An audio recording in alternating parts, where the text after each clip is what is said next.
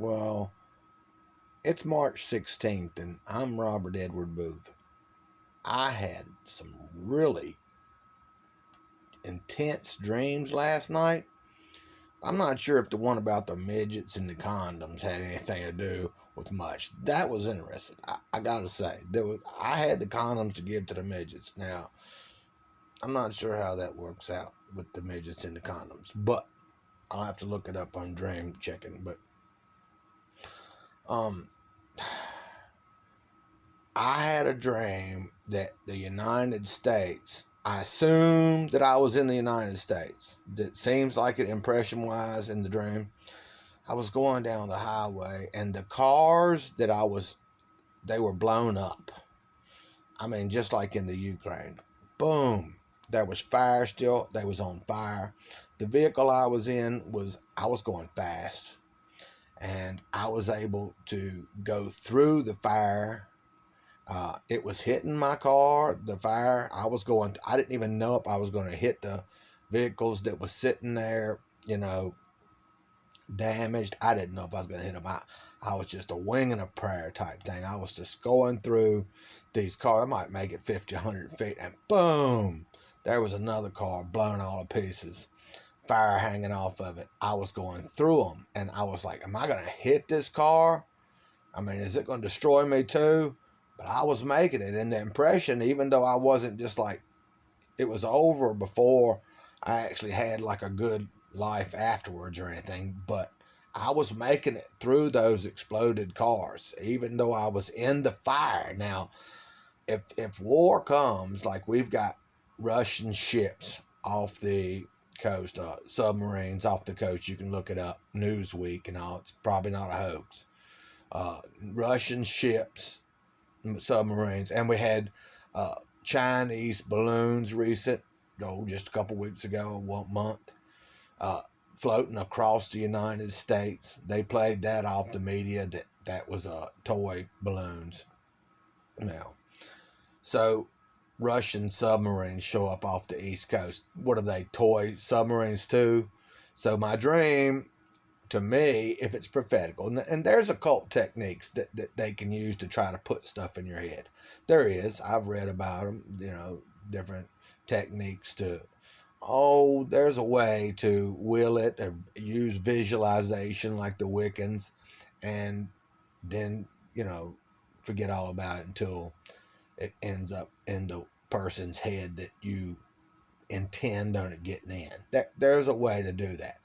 So when you get to the gods, the empowered, that people used to make sacrifices before they go to war, put that in his head, right? And use that to manipulate, because we've got this level of tangent earth and stuff going on, put that in his head. So I'm going to leave you with that possibility. The impression, I'm already geared up for, be careful, with this situation. So I'm already geared up for that. And if there is an occult level of God that's going to put that in my head, that would be perfect. That would be perfect. Like use that occult visualization and will it so that it's in my head and me actually dream it. There's a technique that does that.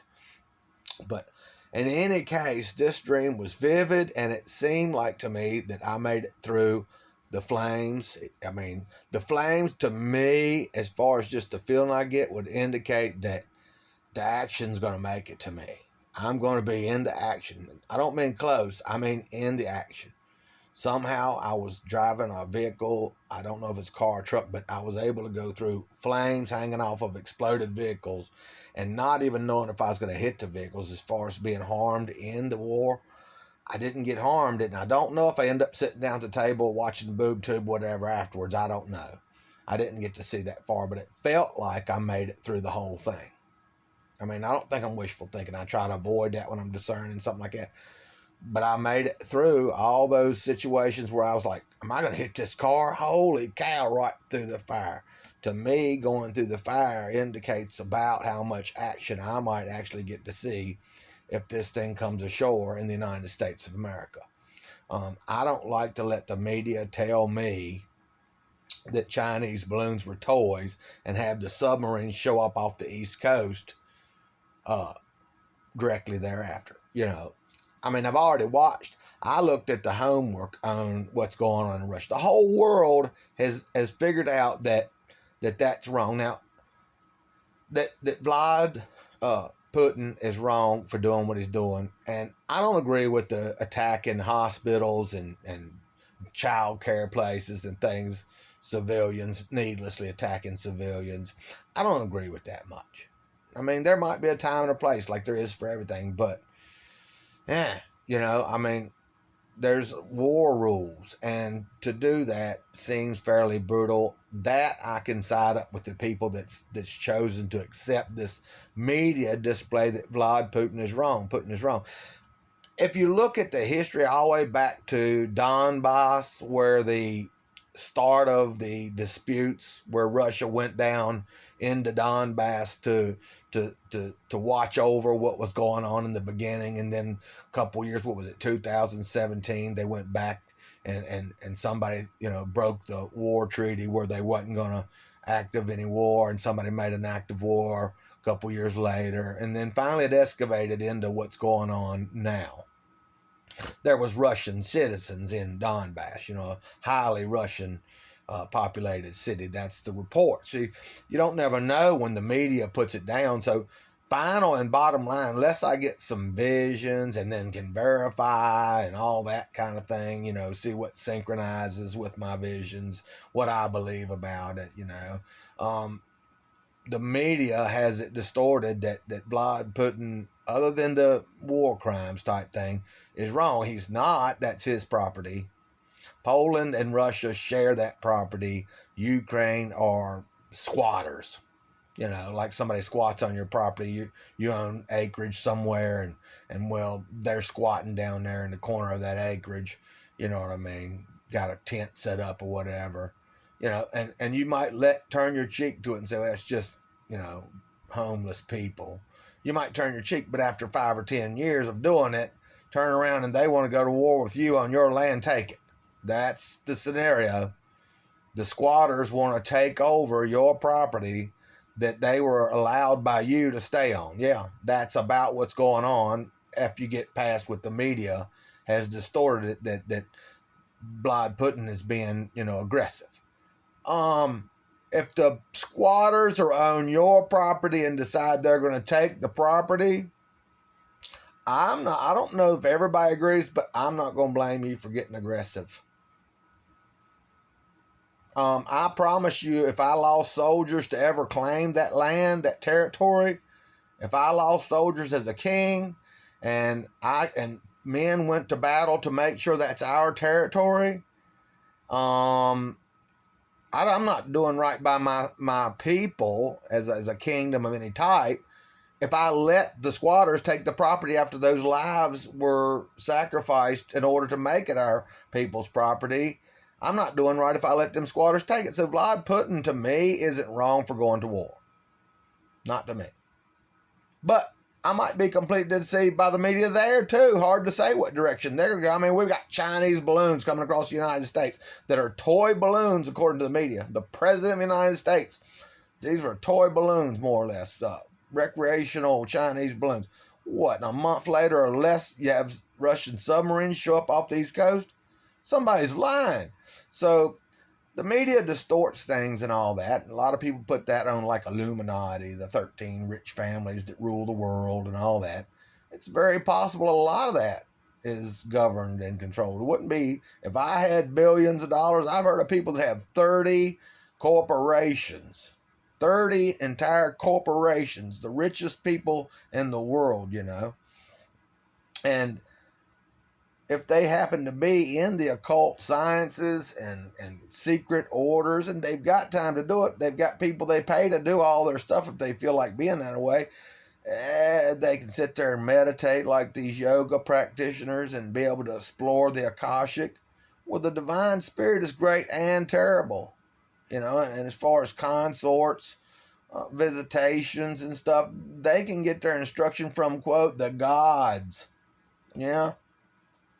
The same gods that you would look up information and before war make your sacrifices and then go into war. I mean, a half a cup of empty space was proven by science to have enough energy to boil the world's oceans. So these wealthy people that can take part in these orders and have the time and the money to do something with what insights they gain from these consultations or sacrifices made to their god. They've got people that go on to islands and have ritualistic sacrifices to hold orders. They, secret occult societies. So what's going on in the media, that can completely be Illuminatis and things of that nature. I mean, you got the Order of the Snake, the Order of the Dragon, all kinds of stuff. So as far as me knowing exactly where all of it comes from, well, that's a deep story. I serve under Abraxas, the god of the first heaven. And yeah, I can feel his presence. I do believe that's him. As far as evidence, I mean, I had a housefly die the other day. I didn't spray nothing on him, and I know residual sprays and stuff sometimes leave a little. But this housefly died on its own. I was watching it, and it dropped dead.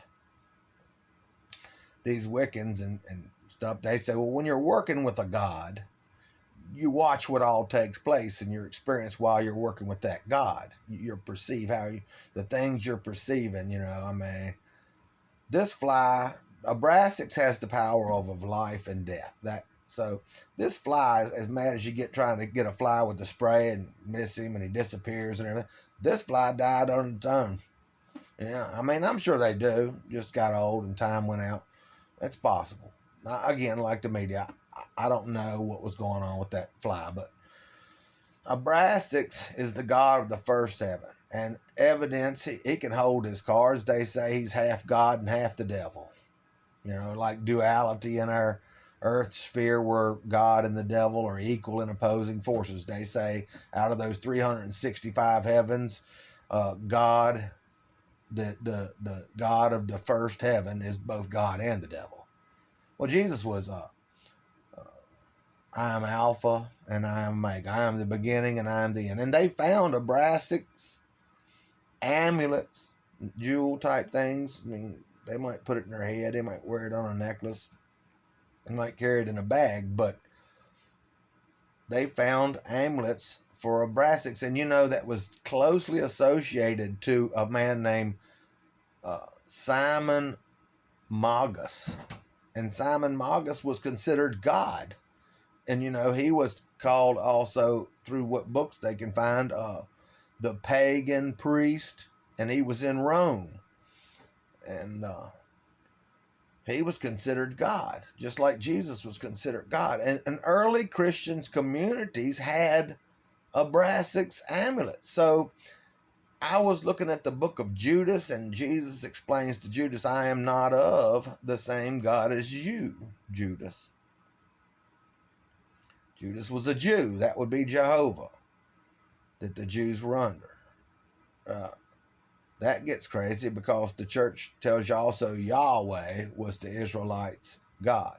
Well, when you look way back, yes, Sumerian writings include Yahweh and they have pillars. They actually found, that pillars out front of a palace that had Yahweh and Asherah.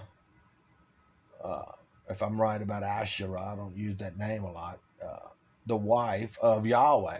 But Yahweh, according to Dr. Justin such and such of Esoterica, he says that Yahweh was a war god.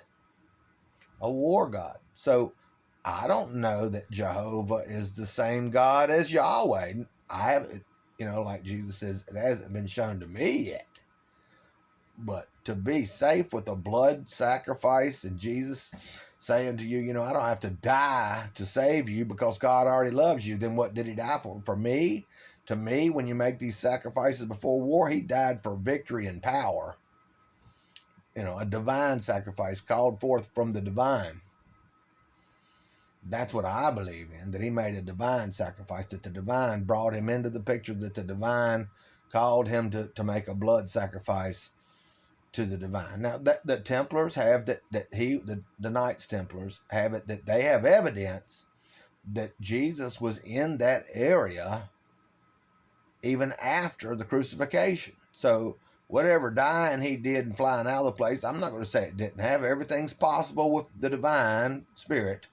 I believe very much in the spirit, and well, he might have did fly off someplace, but eventually the Templars found him back in that area. 45 AD, I think they've got the date. 45 AD, 45 years. So he was 70 some years old, 45 AD. Well, if they put the AD exactly when he died, that I haven't researched. Might be 2 years difference. That's the way the media is, right? So, and some of these concoctions as human beings have put down, you know what I'm saying? Different calendars, they've even got like priests or whoever created languages in order to defy the ability of the gods to read what they wrote down. Phoenicians was one of them. There was 4 of them in a book I was reading. Now, I haven't verified that book, but sounds completely feasible. I mean, the divine spirit, works in mysterious ways. Some reason these gods that can do certain things by report, this tribe serves that god. So before they go to war, they make whatever sacrifice will appease to their god and satisfy the effort that god will bring forth. So anyways, I saw all that war going on and I made it through it.